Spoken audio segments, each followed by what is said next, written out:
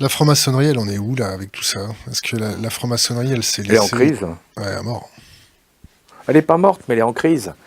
Elle est en crise parce que justement, elle a apporté des réponses. La franc-maçonnerie, au XVIIIe siècle, elle a apporté énormément de réponses parce qu'elle a permis des échanges qui n'étaient pas possibles dans des systèmes qui étaient des systèmes de dictature. Une royauté, c'est pas un système totalement libéral, hein.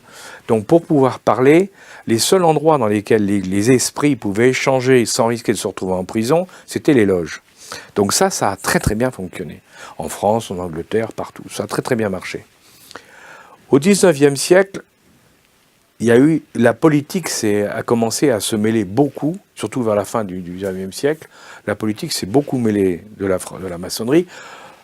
En France, on l'a vu avec le Grand Orient et la montée du Grand Orient, mais on l'a vu aussi chez les Anglais, où ils ont développé leur Grande Loge d'Angleterre, qui a été la référence mondiale. Mais référence mondiale, ça voulait dire instrument de colonisation.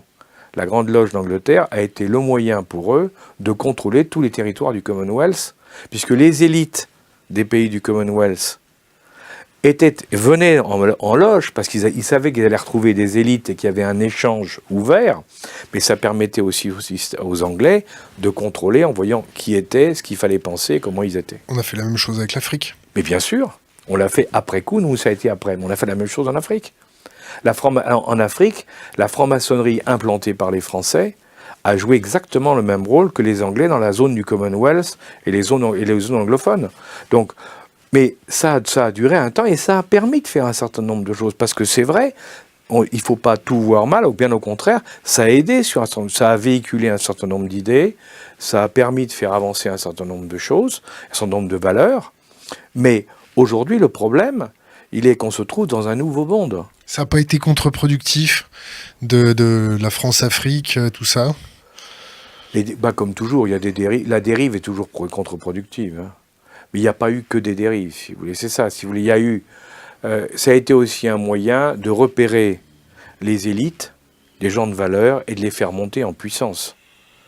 Ça, de ce côté-là, ça a été très utile, hein. Alors, il y a eu des dérives aussi, il ne faut pas se leurrer, hein. Moi, je ne vais pas vous dire le contraire. Les maçons ont encore un rôle à jouer? Je pense que oui, parce que c'est parmi les derniers à défendre des valeurs. Ils sont pas eux-mêmes sous influence, avec des déviances, C'est un problème. avec des réseaux de corruption? Ah oui, mais ça, c'est un problème. Comment on fait pour aller à la chasse aux corrompus dans une loge? C'est pas facile, hein. C'est pas facile La parce 12-7, la 12-7, c'est pas mal, non? Non, parce qu'on apprend la tolérance. Hein, mais on apprend la tolérance. Non, mais c'est vrai que il y a plusieurs dangers dans les loges, si vous voulez. Il y a le danger de la corruption, c'est les affairistes, les gens qui viennent en pensant que ça va leur servir. Alors en France, ça n'a plus beaucoup de valeur aujourd'hui. Ça a été vraiment une réalité. En fait, sous la 3e et la 4e République, ça c'est clair. Depuis, ça a énormément baissé. Ça, il n'y a pas de, le fantasme actuel, il n'y a pas grand-chose. Parce que pour une raison très simple d'ailleurs, c'est que ça fonctionne pas. C'est très cloisonné les loges. Une loge, c'est un petit nombre de gens. Alors ils se connaissent bien, ceux-là, mais ils ne connaissent pas les autres. Donc si vous voulez, c'est pas si simple qu'on ne veut le croire, hein. Mais cette défense des valeurs me paraît, moi, un élément positif. Donnez-en 3 à l'Internet, par exemple. L'égalité, la fraternité, la liberté, je rajouterais la tolérance. C'est déjà, pour moi, c'est des valeurs qui sont très importantes, si vous voulez.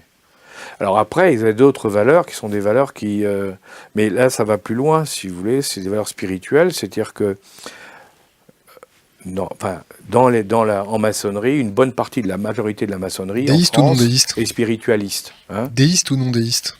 Ben justement, il y en a qui sont déistes, il y en a qui ne sont pas déistes, hein.